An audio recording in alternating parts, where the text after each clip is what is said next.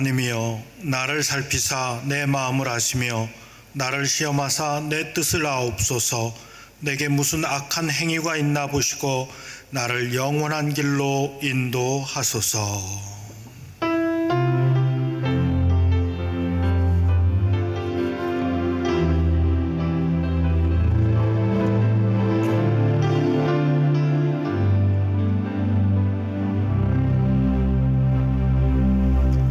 거룩하신 하나님, 9월의 눈부신 햇살 아래 하나님의 영원을 바라보며 예배를 드립니다. 죄와 허물로 죽을 수밖에 없던 저희들 십자가 은혜로 구원해 주시고 부활의 참된 소망을 주시며 기쁨 넘치는 삶을 살아가게 하시니 감사합니다. 오늘도 예배드리는 이 자리에 친히 임재하여 주셔서 은혜의 강물이 흐르게 하시고 생명의 기쁨이 넘쳐나게 하시며 성령의 위로가 가득하게 하시옵소서. 허락하신 말씀으로 새 소망 품게 하시고 모든 삶의 자리에서 믿음의 승리가 이어지게 하시옵소서. 은혜의 주님 예수 그리스도 이름으로 기도드리옵나이다. 아멘.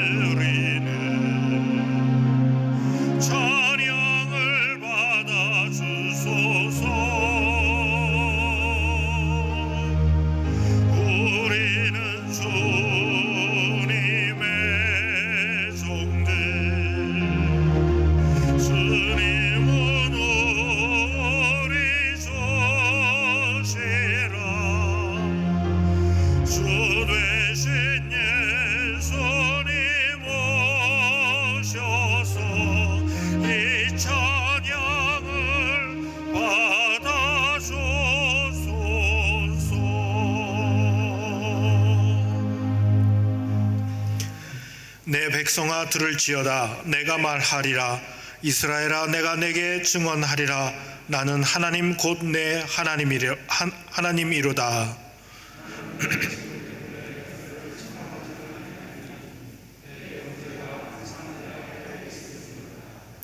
내가 내 집에서 수소나 내 우리에서 순염소를 가져가지 아니하리니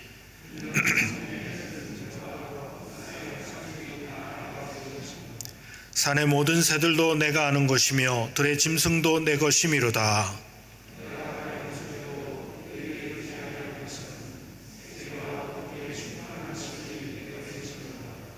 내가 수소의 고기를 먹으며 염소의 피를 마시겠느냐.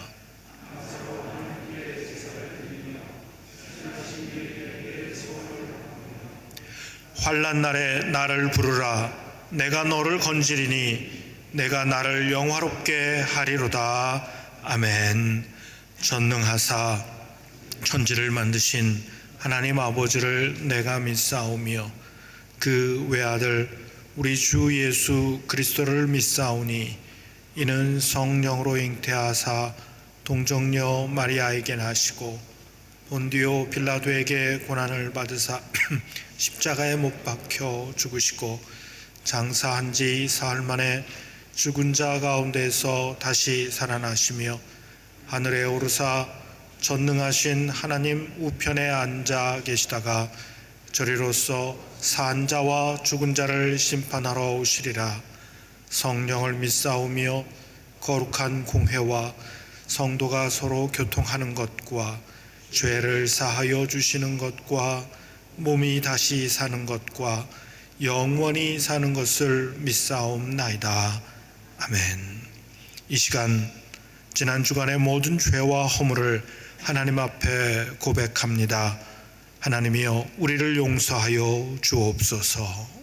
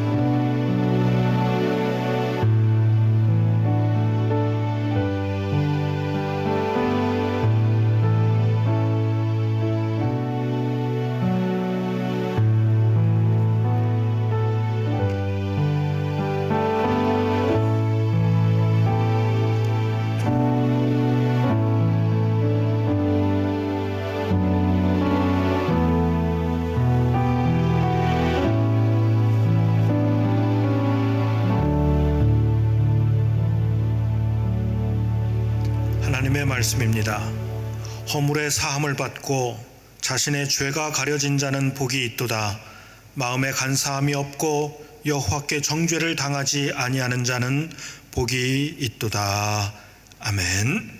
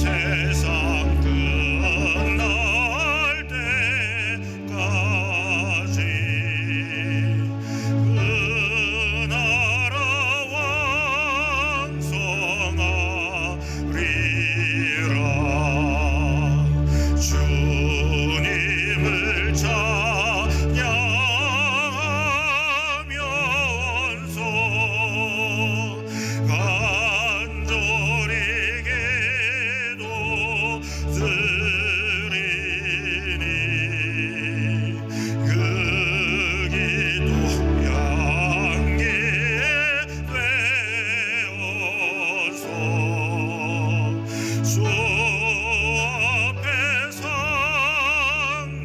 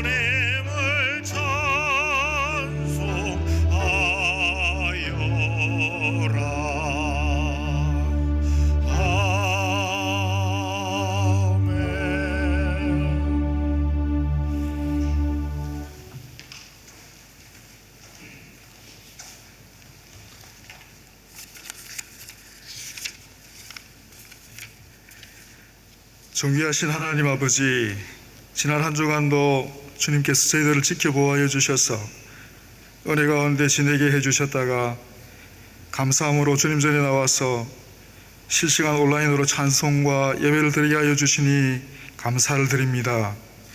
죄의 종로를 타던 저희들을 십자가의 은혜로 주님을 믿게 해주시고 죄에서 자유케 하여 주시며 구원의 은혜를 허락해 주시니 무한 감사를 드립니다.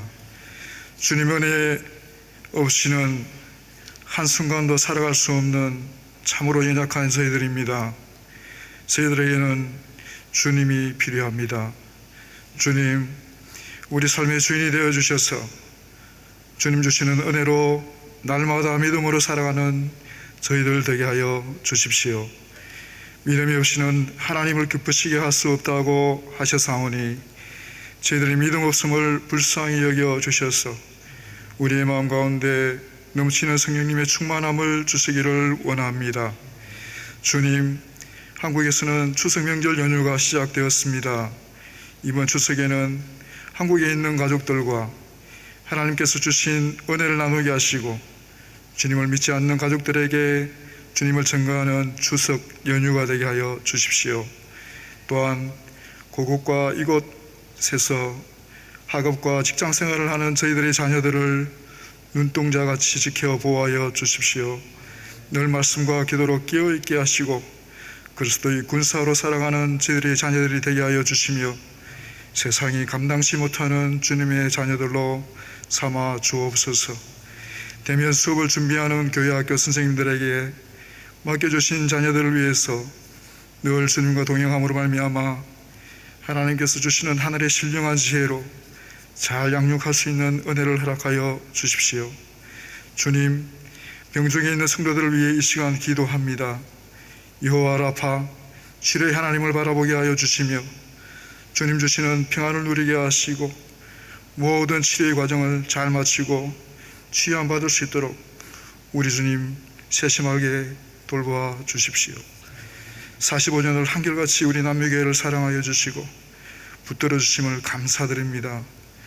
다음 주에 있을 성찬식과 10월 첫째 주에 있을 헌당 예배, 은퇴 및 임직식을 주님 은혜 가운데 치르게 하여 주시고 저희 교회가 예수 그리스도의 반석 위에 더욱더 든든히 세워져 가게 하여 주십시오.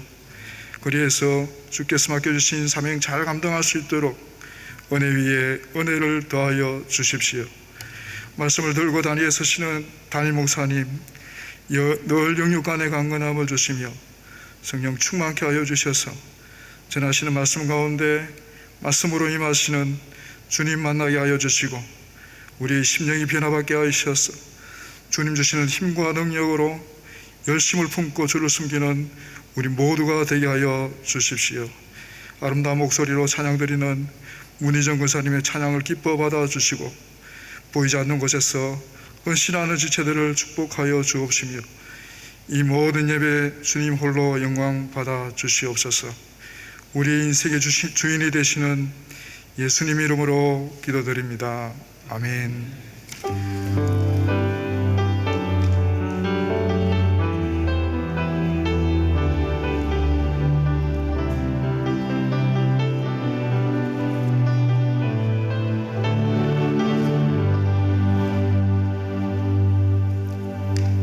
이 시간 우리에게 주시는 하나님의 말씀은 누가복음 10장 38절에서부터 42절까지 말씀입니다. 누가복음 10장 38절에서부터 42절까지 말씀입니다. 제가 가진 성경으로는 신약성경 111쪽입니다. 신약성경 111쪽 누가복음 10장 38절에서부터 42절까지 제가 봉독합니다. 그들이 길 갈 때 예수께서 한 마을에 들어가심에 마르다라 이름하는 한 여자가 자기 집으로 영접하더라.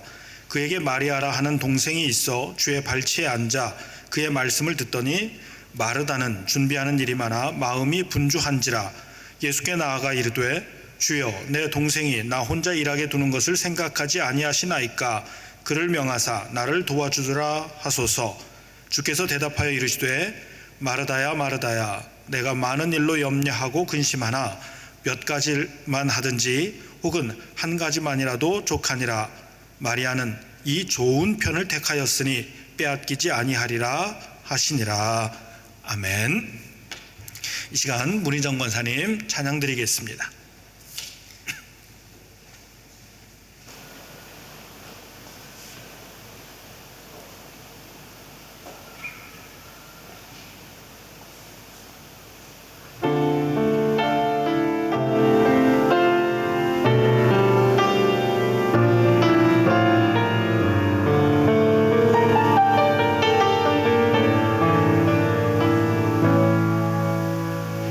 주 달리신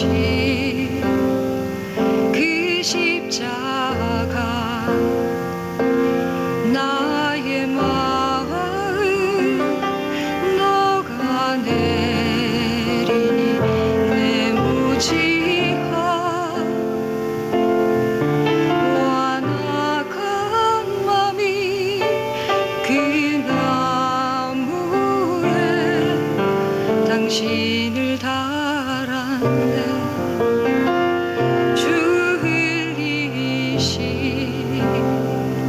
그 보혈에 나의 눈물 함께 흐르네. 그 독생자 십자가 위에서 생명 주신 그 큰 사랑 나의 죄를 내 모든 슬픔을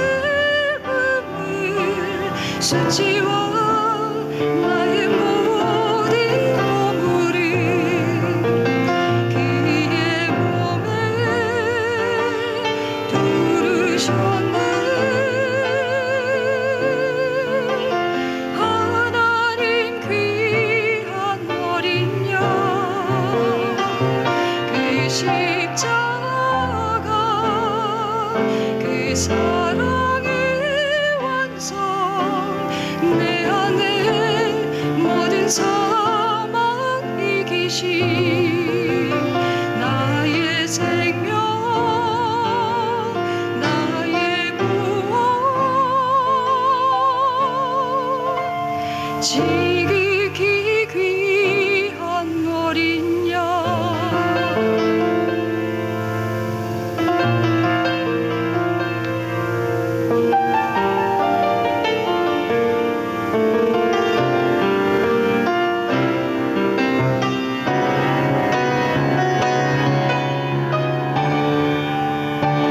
주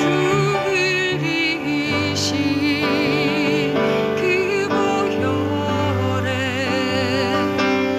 나의 눈물 함께 흐르네. 그 독생자 십자가 위에서 생명 주신 그 큰 사랑 나의 죄를 내 모든 슬픔을 수치와 나의 모든 허물을 그의 몸에 두르셨네. 하나님 귀한 어린 양 그 십자가 그 사랑의 완성 내 안에 모든 사망 이기신 나의 생명 나의 구원 지극히 귀한 어린 양 지극히 귀한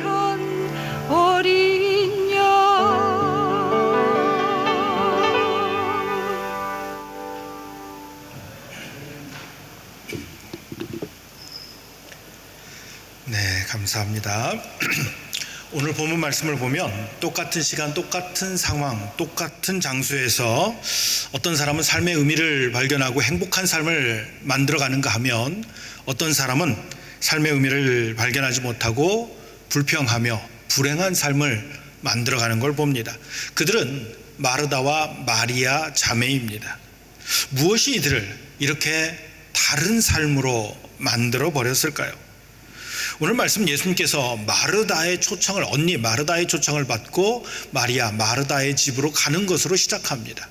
그것으로 갔을 때에도 많은 사람들이 예수님이 오시는 걸 알고 모여들었습니다. 예수님은 그 자리에서도 복음을 전하게 됩니다.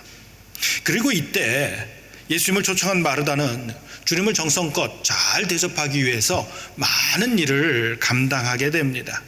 그런가 하면 동생 마리아는 예수님의 발치, 그러니까 발이 닿을 만한 그곳에 앉아서 예수님의 말씀을 듣습니다.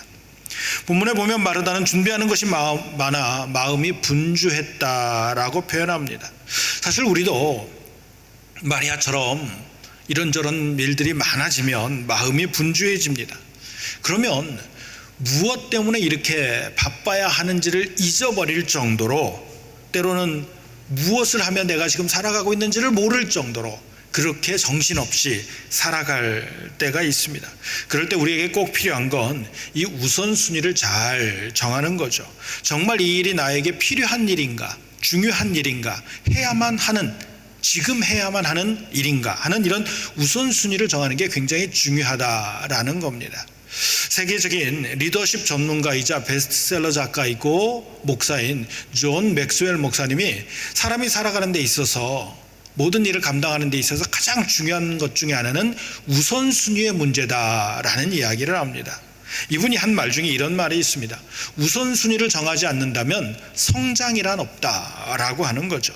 이 세상에서 자기에게 주어진 그 많은 역할들을 잘 감당하기 위해서, 또 행복하게 살기 위해서는 우선순위의 문제, 무엇이 우선이고 무엇이 중요한지의 문제를 잘 해결해야 된다라는 거죠. 다들 아실 겁니다. 옷을 만들더라도, 또는 가게를 운영하더라도, 또 어떤 다른 일을 하더라도 먼저 해야 될 일과 나중에 해야 될 일이 있습니다. 지금 당장 해야 될 일과 나중에 해도 될 일이 있습니다. 이런 순서들이 뒤죽박죽이 되고 또 내용이 바뀌면 같은 일을 하면서도 좋은 결과를 만들어낼 수 없는 거죠. 인생도 마찬가지입니다. 신앙도 마찬가지입니다. 우리가 우선순위를 잘못 정하면 하나님께서 우리에게 주시고자 하는 그 은혜를 우리는 충만히 받기 어렵다라는 겁니다.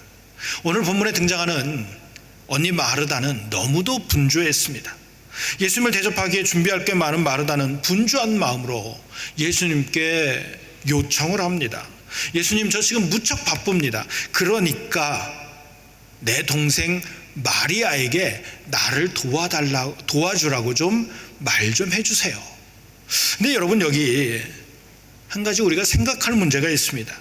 왜 언니 마르다는 동생 마리아에게 직접 말하지 않고 예수님에게 이 말을 했을까요?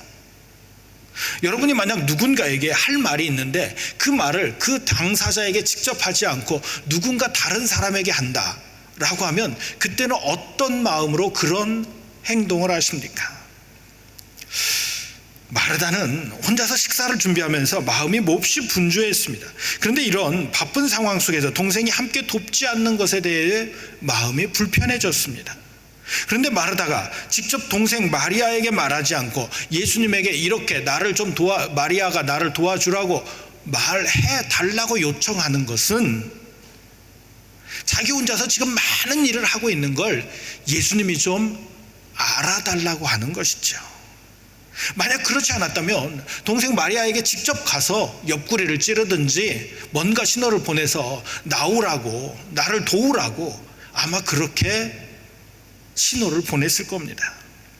본문에서 마음이 분주하다, 이것은 마르다가 지금 해야 할 일이 워낙 많아가지고 정신이 없었다, 허둥지둥됐다, 이런 표현이라기보다는 지금 자신이 뭔가를 하고 있지만 그 일에 대한 의미를 정확히 발견하지 못한 겁니다. 그 일을 하면서도 자꾸만 다른 생각이 끼어드는 거죠. 그 일이 즐겁지 않습니다. 마음이 안정되지 않습니다. 계속해서 분주한 겁니다. 특히 마르다는 이런 자신을 예수님이 알아줬으면 좀 하는 마음이 있었습니다. 다 아시겠습니다만 이런 마음, 누군가 나를 알아주었으면, 반대로 왜 세상이 나를 알아주지 않는가, 왜 내가 열심히 하는 거 사람들이 몰라줄까, 이런 마음이 생기면 다른 주변 사람들도 불편하게 되지만 결국 자기 자신이 가장 힘들게 되는 거죠. 마음을 비우고 하나님께 온전히 드리는 삶을 사는 사람에게는 아무것도 아니겠지만, 그렇지 않은 사람에게 이렇게 나를 왜 몰라줄까, 나를 왜 인정해주지 않을까라는 마음을 가지고 있다면 일도 힘들 뿐만 아니라 이런 마음이 더 큰 짐이 되는 겁니다. 그러다 보니까 누가 알아주지 않으면 자꾸 다른 마음이 끼어듭니다. 오히려 다른 사람을 시기하는 마음이 생기고 원망하는 마음이 생기기도 합니다. 이런 경우에 뭔가 실수가 발생하면 이것은 자신의 잘못을 헤아리기보다는 다른 사람이나 주변 상황에 핑계를 대기도 하죠. 나는 잘 하려고 하는데 도와주는 사람이 없어서, 그때 뭔가가 없어서 상황이 이렇고 조건이 이렇고 환경이 이래서, 급기야는 시대가 이래서 나는 할 수가 없었어. 즐겁자고 시작한 일이고 많은 사람이 똑같은 일을 하면서 즐거워하고 행복해하는데 혼자만 그 가운데 불평하고 지옥 같은 그런 삶을 만들어가는 경우가 있다라는 겁니다. 어쩌면 지금 이 순간에도 이런 마음이 우리 안에 존재할 수 있습니다. 르네상스 시대 최고의 예술가고 조각가고 화가였던 미켈란젤로가 30대 초반에 교황 줄리우스 2세의 요청을 받습니다. 바티칸에 있는 성당 시스티나 성당의 천장에다가 그림을 그려달라는 것이었습니다. 그 당시 이 시스티나 성당이 굉장히 낡아가지고 그걸 좀 수리하고 그 좁은 쪽에, 한쪽 구석 쪽에 그림을 그려달라는 요청이었습니다. 사실 미켈란젤로는 조각을 하고 싶은 마음이 더 컸습니다. 그 당시 조각에 굉장히 집중하던 때였기 때문에 거부하고 싶었지만 교황의 요청이니까 어쩔 수 없었습니다. 교황의 요청을 따라서 그림을 그리기 시작합니다. 시스티나 천장, 그 성당의 천장 한쪽 벽을 그림을 그리다가 이것만으로는 안 되겠다는 생각이 듭니다. 그래서 처음에는 12제자만 그리다가 나중에는 구약 성경에 나오는 여러 장면들을 생각하고 온 천장과 주변 벽까지 성경에 있는 내용들로 가득 채우게 됩니다. 이렇게 그림을 그리기 위해서는 계속해서 누워서 그림을 그려야만 했습니다. 그리고 이 모든 그림을 그리기 위해서는 무려 4년 6개월이라는 긴 시간이 걸렸습니다. 어느 날 쉬고 있는데 한 사람이 와서 이런 얘기를 합니다. 그 구석 보이지 않는 데까지 뭘 그렇게 열심히 합니까? 보이는 데만 좀 잘하고 보이지 않는 데는 대충 해도 되지 않느냐라는 얘기였습니다. 아무도 보이지 않는 부분까지 왜 그림을 그렇게 열심히 그리는 겁니까? 그때 미켈란젤로가 이런 얘기를 합니다. 사람은 보지 못했지만 하나님은 보실 겁니다. 여러분, 이 작품이 여러분이 보고 있는 이 천지창조라는 그림이고 그 중에 한 부분이 여러분이 잘 아는 아담의 창조의 그림입니다. 여러분, 하나님께서 보실 겁니다. 이 한마디에 그의 깊은 신앙이 담겨져 있는 거죠. 누가 알아주기를 바라는 것 그렇게 중요하지 않다. 하나님이 보신다는 것이고 나는 하나님만 알아주시면 된다 라고 하는 겁니다. 본문 속에서 불평하는 언니 마르다에게 예수님이 말씀을 합니다. 그 말씀의 뜻은 이겁니다. 마르다야, 네가 열심히 일을 했는데 그 모든 것 하나님이 아실 거다. 그것으로 만족하면 되는 거다. 마리아는 지금 여기서 말씀 듣는 것으로 만족하고 있지 않느냐. 많은 경우 주어진 일에 집중하는 이유가 뭡니까? 해야만 하기 때문인 거죠. 힘들고 어렵고 괴롭지만 그것을 해야 먹고 살 수 있으니까. 아니, 더 깊은 내면으로 들어가 보면 이것을 해야 돈을 벌 수 있고, 그래 돈이라도 있어야 사람들에게 무시당하지 않고 다른 사람 눈치 보지 않으면서 내가 하고 싶은 일 하면서 내 마음대로 살 수 있으니까. 그런데 여러분, 이런 마음이라면 사실 하나님보다 영적인 부분에 대한 관심보다 사람에 대한 관심이 더 많은 것 아니겠습니까? 이런 마음이라면 사실 하나님보다도 사람들을 더 두려워하는 것 아니겠습니까? 물론 우리가 열심히 일해서 돈을 버는 거 굉장히 중요합니다. 많은 돈을 벌어야 합니다. 그런데 그 돈을 버는 목적이 사람들에게 있다면 우리가 다시 생각해 봐야 한다라고 하는 거죠. 예수님께서 마태복음 10장에 말씀합니다. 몸은 죽여도 영혼은 능히 죽이지 못하는 자들을 두려워하지 말고 오직 몸과 영혼을 능히 지옥에 멸하실 수 있는 이를 두려워하라. 예수님께서 마태복음에 등장하는 그 산상수훈의 말씀 결론을 이렇게 말씀을 합니다. 너희는 먼저 그의 나라와 그의 의를 구하라. 왜 이렇게 말씀했느냐면 그 당시 바리새인을 비롯한 많은 종교 지도자들이 그랬습니다. 그들의 영향을 받아서 많은 유대인들이 그랬습니다. 그들은 모든 것이 사람들에게 보이기 위함이었습니다. 심지어 기도하는 것도, 금식하는 것도, 예배드리는 것도, 헌금도, 구제도, 봉사도, 부모님께 효도하는 것도 사람들에게 보이기 위해서 모든 일을 감당할 뿐이었습니다. 이런 그들을 향해 주님은 그 행위가 잘못된 것이 아니라 그 중심이 잘못되었다고 말씀하는 겁니다. 그러니까 너희들은 겉과 속이 다른 외식하는 자고 겉은 번지르르해 보이지만 죽은 시체가 썩어가는 것 같은 그런 냄새가 나는 속은 시체가 가득한 회칠한 무덤이라는 겁니다. 엄청나게 신앙적인 것 같았고 엄청나게 하나님을 잘 믿는 것 같지만 실제로 너희들 모두가 사람 중심이고 세상 중심이지 않느냐는 겁니다. 그렇다면 화 있을진자 하나님의 화를 당할 수밖에 없다는 거죠. 우리가 깊이 생각해 봐야 할 부분입니다. 혹 우리도 하나님보다 사람을 우리의 내면보다도 중심보다 겉으로 드러나는 부분에 하나님 말씀보다도 사람들의 소리에 더 많은 관심을 가지고 더 많은 노력을 기울이며 살아가고 있지는 않습니까?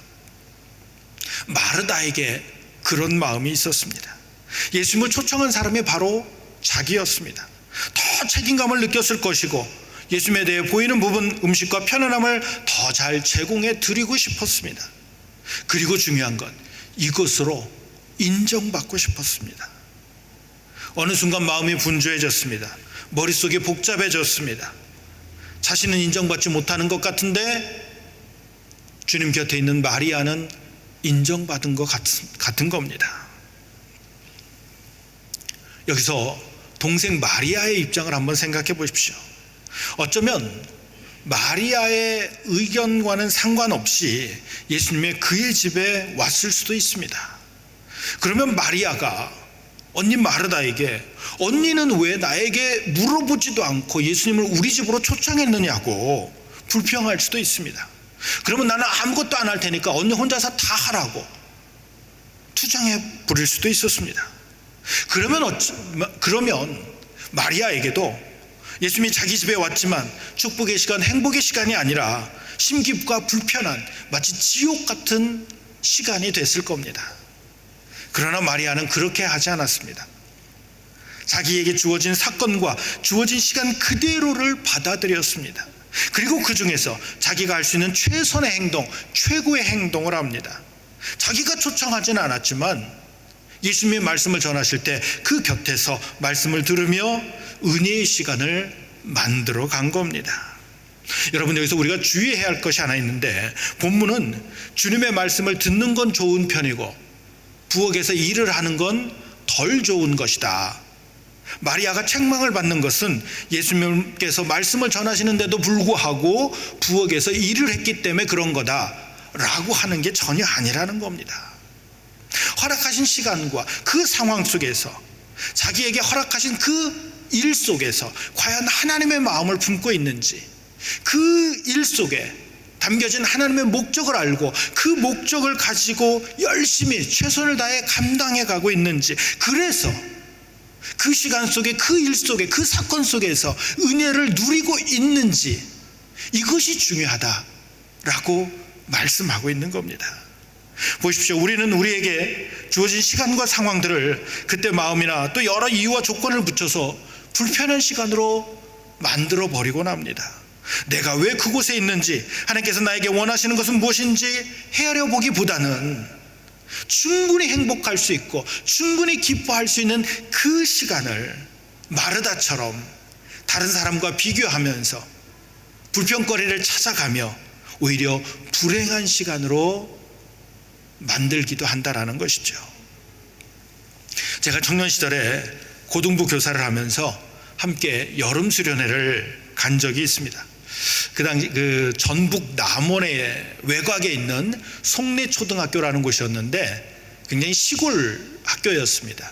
그 학교 교장 선생님이 저희 장로님이어서 그 학교를 빌려준 겁니다. 그래서 그 시골에 가서 이제 수련회를 하는데 지리산 자락에 있습니다. 그래서 한여름에도 좀 저녁이 되면 서늘한 그런 지역이었습니다.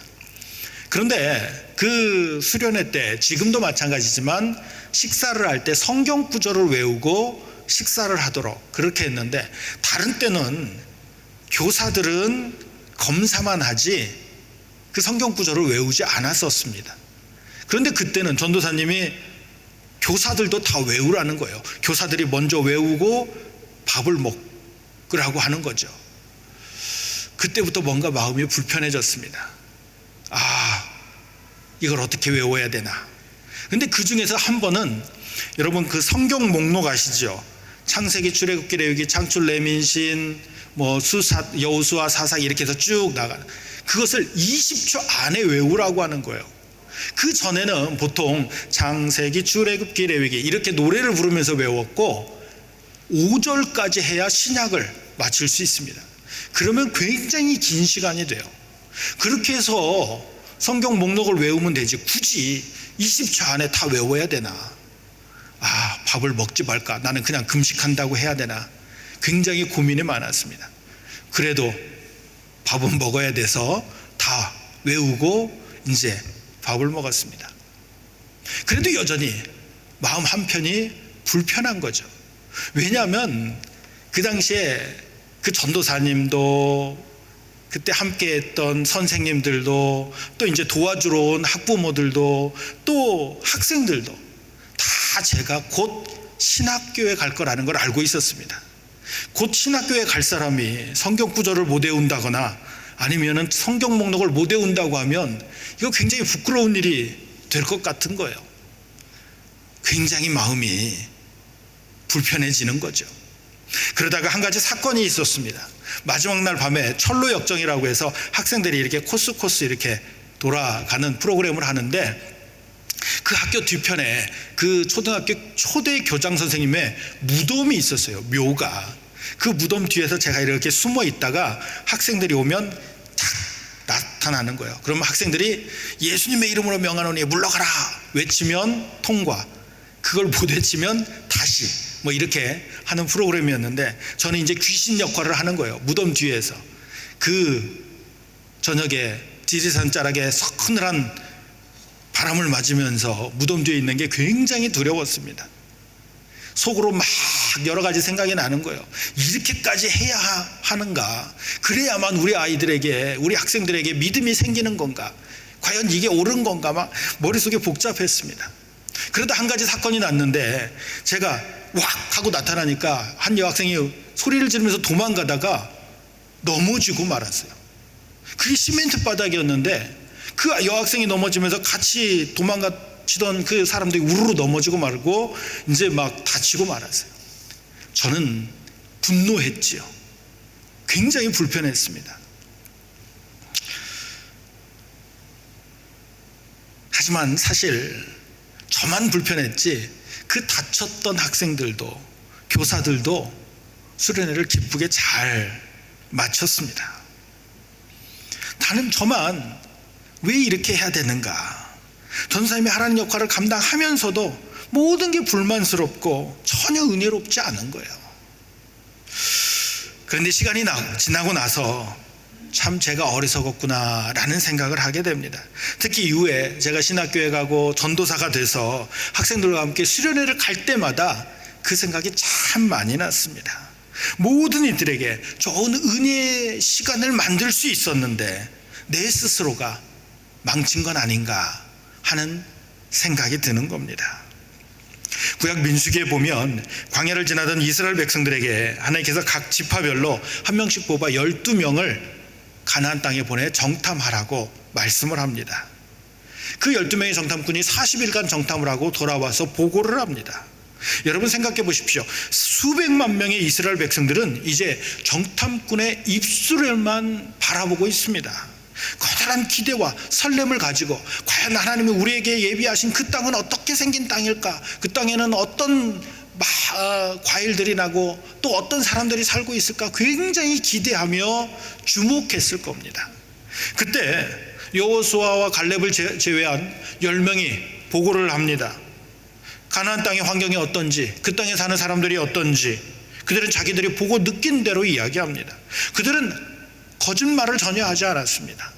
그들이 없는 말을 꾸며낸 것도 아닙니다. 그들은 자기들이 보고 느낀 대로만 이야기를 했습니다. 그런데 그들의 얘기를 듣고 수백만 명의 이스라엘 백성이 절망을 합니다. 자기들이 보고 느낀 대로만, 자기의 눈에 보인 대로, 귀에 들린 대로, 몸에 느껴진 대로만 하나님은 없이 보고하고 말았습니다. 그리고 수백만 명이 함께 하나님의 약속을 잃어버렸습니다. 급히 여호수아와 갈렙이 나서서 보고를 합니다. 그렇지 않다고 하나님의 약속으로 바라보자고 믿음의 보고를 합니다. 하나님께서 그 땅을 우리에게 주시면 우리가 능히 차지할 수 있다고, 그 땅은 젖과 꿀이 흐르는 땅이라고 보고를 합니다. 그러나 이미 하나님의 말씀을 잃어버린 백성들, 하나님의 약속을 잃어버린 백성들의 귀에는 여호수아와 갈렙의 보고가 들리지 않았습니다. 더 심각한 일이 일어날 뻔했습니다. 중요한 건 이처럼 하나님의 목적을 알지 못한 이스라엘 백성들은 40년간 광야를 헤매야 했습니다. 애굽에서 나온 모든 1세대들 모두가 가나안 땅에 들어가지 못했고 광야에서 죽고 말았습니다. 오직 하나님의 약속을 붙잡았고 믿음의 보고를 한 여호수아와 갈렙만 하나님의 인도하심과 하나님의 목적을 알고 하나님 중심으로 생각하고 하나님 중심으로 보고를 한 여호수아와 갈렙만 하나님이 예비하신 그 은혜의 땅에, 젖과 꿀이 흐르는 가나안 땅에 들어갈 수 있었던 겁니다. 빌립보서 1장에 보면 사도 바울이 로마 감옥에 갇혀 있을 때 엉뚱한 소리를 듣습니다. 바울이 빌립보 지역을 떠나자 다른 사람들이 빌립보 지역에 들어가서 여기를 우리의 선교지로 삼자고, 다른 말로 하면 바울이 다 이뤄놓은 그 선교의 역사를 마치 자기들이 한 것처럼 자기의 공으로 삼자라고 하는 사람이 있다라는 겁니다. 여기에다가 사도 바울이 감옥에 갇힌 것에 대해서 어떻게 예수님의 사도가 감옥에 갇히는가, 그는 예수님이 도와주지 않는 사람인가 보다, 그가 전한 복음은 제대로 된 복음이 아닌가 보다 하는 엉뚱한 소문까지 있다라는 겁니다. 절망스럽고 참 안타까운 소식이죠. 그런데 사도 바울이 이 이야기를 듣고 이렇게 고백을 합니다. 그러면 무엇이냐? 거칠애로 하나 참으로 하나 무슨 방도로 하든지 전파되는 것은 그리스도니 이로써 나는 기뻐하고 또한 기뻐하리라. 자신을 괴롭게 하지만 자신을 괴롭게 하는 것으로 받지 않겠다라는 겁니다. 분명 그들은 순수하지 못한 사람들이지만 그럼에도 불구하고 하나님의 역사가 이루어지고 있다는 것이죠. 그러면서 선포합니다. 그러면 어떻습니까? 그렇게 해서라도 그리스도가 전파된다면, 복음이 전해진다면 나는 그것으로 만족하며 기뻐합니다. 자신 안에 역사하시는 예수님을 바라보고 또 예수님의 마음으로 그 상황, 그 빌립보 지역을 바라보니 오히려 이런 일을 통해서도 하나님의 목적이 이루어지고 있음을 깨닫게 되는 겁니다. 자신은 비록 웃음거리가 되고 비록 자신은 패배자가 된다 할지라도, 아무도 자신을 인정해주지 않는다 할지라도 하나님 안에서 하나님의 뜻이 이루어짐을 보며 기뻐하고 있는 것이죠. 그렇습니다. 여러분, 굳이 내가 인정받고 내가 높아지고 내가 칭찬받지 않아도 우리는 얼마든지 기뻐할 수 있고 행복할 수 있습니다. 주님이 내 안에 계시면 실망과 원망마저도 하나님 안에서 새로운 소망으로 변화됩니다. 되는 겁니다. 위대한 사도 바울도 자신 안에 예수님의 마음을 온전히 품지 못했을 때는 오호라 나는 공고한 사람이라고, 이 사망의 몸에서 누가 나를 건져낼 것이냐고 부르짖던 때가 있었습니다. 그렇게 절망하던 사도 바울이 주님의 마음을 품고 보니 모든 게 달라 보였습니다. 그리고 선포합니다. 그러므로 이제 그리스도 예수 안에 있는 자에게는 결코 정죄함이 없나니 이는 그리스도 예수 안에 있는 생명의 성령의 법이 죄와 사망의 법에서 너를 해방하였습니다. 오늘 본문에 보면 불평을 드러냈던 이 마르다가 요한복음 11장에 가면 다른 모습을 보여줍니다. 오라비 나사로가 죽었습니다. 그래서 예수님이 또 그 집을 찾아가게 됩니다. 이때 20절에 보면 마르다는 예수 오신다는 말을 듣고 곧 나가 맞되 마리아는 집에 앉았더라. 역시 앞에서처럼 마리아는 조금 소극적이고 마르다는 집 밖에까지 나가서 예수님을 맞이할 정도로 적극적입니다. 여기까지는 비슷하지요. 그런데 22절에 이렇게 말씀합니다. 그러나 나는 이제라도 주께서 무엇이든지 하나님께서 구하시는 것을 하나님이 주실 줄을 아나이다. 마르다의 고백입니다. 이전에는 예수님을 대접하는 것 때문에 불평하던, 자신의 자랑을 드러내고 싶어하던 마르다가 이제 더 이상 주님을 보채지 않습니다. 이전에는 동생 마리아가 자신의 일을 돕지 않는다고 투정을 부리던 그녀가 이제는 오히려 주님의 은혜를 구하며 기다릴 뿐입니다. 마르다가 변했습니다. 무슨 일이든지 자기가 나서서 해야 되고 자기가 직접 일을 처리해야만 직성이 풀리던 그녀가, 그래야만 마음이 놓이고 그래야만 행복해야 할 수 있었던 그녀가 이제는 주님께 맡기고 주님만 의지할 뿐입니다. 그리고 이를 통해 놀라운 기적을 경험하게 됩니다. 하나님의 역사를 체험하며 하나님의 기쁨을 누리는 인생으로 변화된 것이죠. 여러분, 우리는 어떻게 살고 있습니까? 하나님이 나에게 주신 시간 속에 나는 그것을 불평과 불만으로 내 삶을 힘들게 만드는 사람입니까? 아니면 나에게 온 기회를 기쁨과 감사로 받아들이며 그 가운데 하나님 주시는 행복을 누리고 있습니까? 오늘 말씀의 결론이 마리아는 이 좋은 편을 택하였으니 빼앗기지 아니하리라 라는 겁니다. 마리아는 주님과 함께 감사와 평안과 기쁨을 누리고 있습니다. 주님은 이것이 좋은 편이라는 겁니다. 지금 자기에게 주어진 일과 상황과 사건 속에 담겨진 하나님의 마음, 하나님의 목적을 품으며 감사하며 최선을 다해 살아가고 있느냐, 이 질문을 우리에게 주시는 겁니다.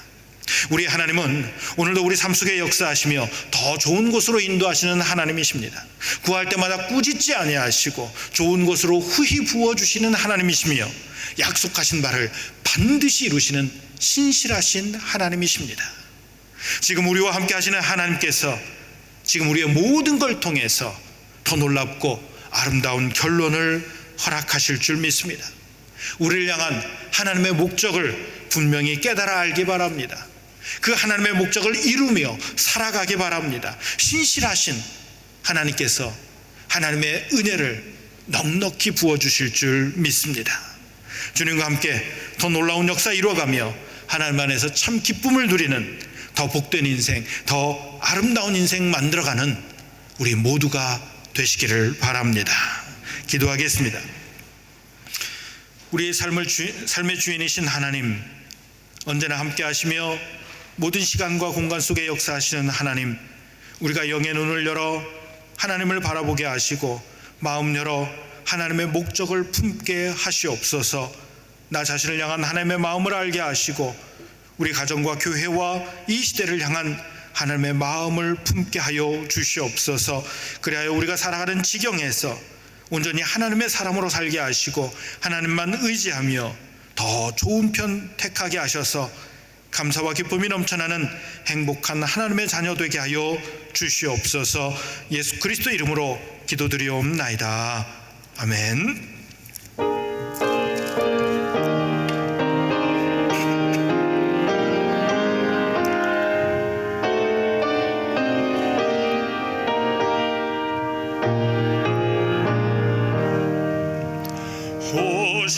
신실하신 주 내 아버지여 늘 함께 계시니 두려움 없네 그 사랑 변찮고 날 지키시며 어제나 오늘이 한결같네 오 신실하신 주 오 신실하신 주 날마다 자비를 베푸시며 일용할 모든 것 내려주시니 오 신실하신 주 나의 구주 봄철과 또 여름 가을과 겨울 해와 달 별들도 다 주의 것 만물이 소영광 나라네 도다 진실한 주 사랑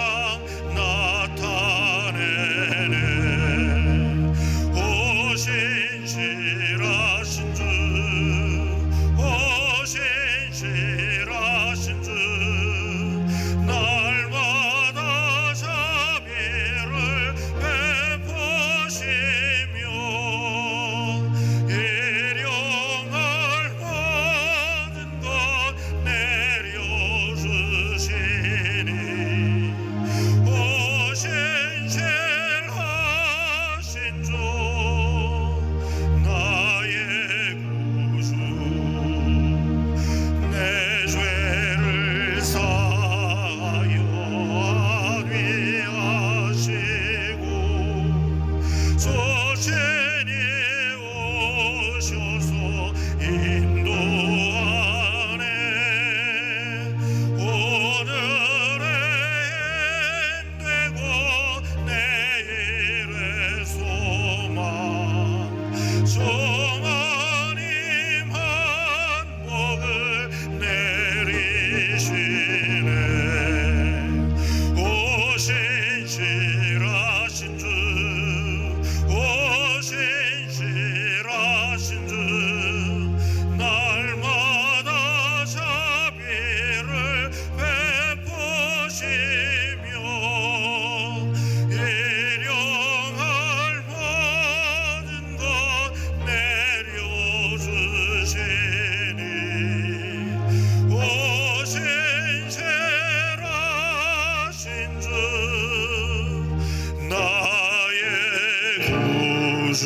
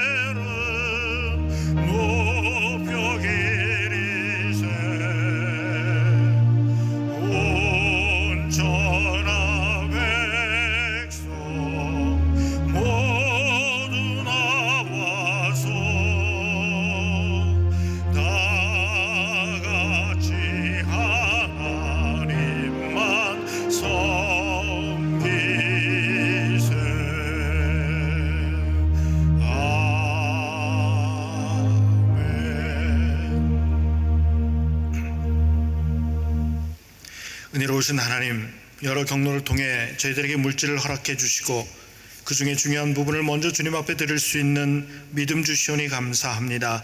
특별히 열의 하나를 구별해 바치는 분들이 있습니다. 또 때를 따라 도와주시는 은혜에 감사하며 그 마음을 물질에 담아드리는 분들이 있습니다. 이 외에도 선교헌금과 여러 제목으로 드리는 헌금들과 정성을 다해 드리는 주일헌금이 있습니다. 이 모든 예물 주님께서 기쁘게 받아주시며 이 예물이 사용되는 곳마다 하나님의 목적이 신실한 목적들이 다 이루어지게 하시옵소서. 하나님의 영광 가득하게 하시옵소서. 또한 바치고 드리는 손길마다 하나님의 복이 넘치게 하시며 드리고 바침이 늘 기쁨 될 수 있도록 은혜 베풀어 주시옵소서. 유혹과 심이 많은 이 세상을 살아가는 우리의 자녀들을 위하여 기도합니다.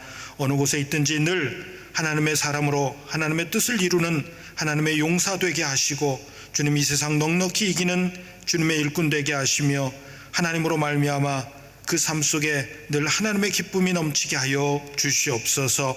우리 성도들 가운데 원치 않는 질병이나 사고로 고통을 겪고 있는 분들을 기억하시되 만병의 대의사 되시는 주님께서 능하신 손길로 어루만져 주시옵소서.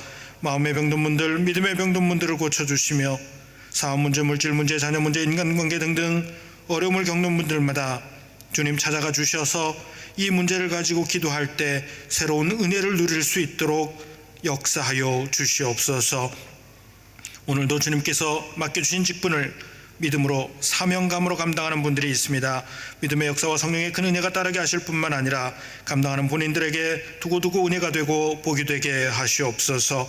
우리 조국 대한민국과 이곳 파라과이 위에 한없는 하나님의 은혜를 부어주셔서 지금의 위기가 속히 지나가게 하시고 모든 이들이 함께 하나님을 찬양하는 나라, 하나님의 기쁨을 누리는 나라, 하나님께 귀히 쓰임받는 나라 되게 하여 주시옵소서. 이 모든 말씀 우리 주님 예수 그리스도 이름으로 기도드리옵나이다.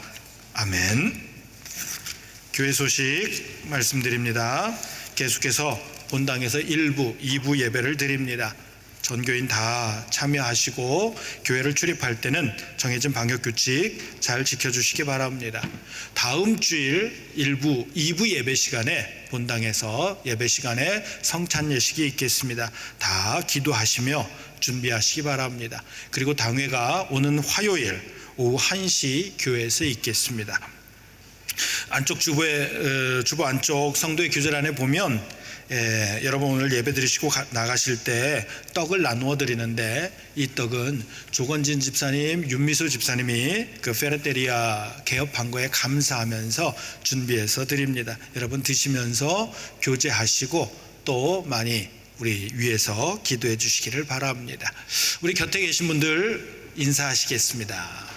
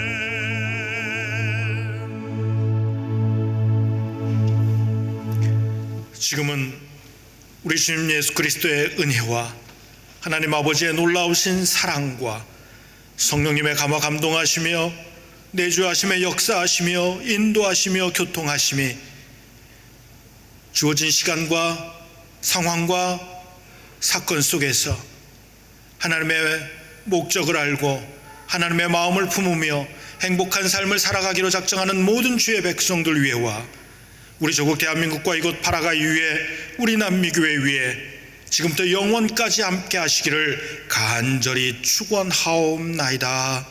아멘.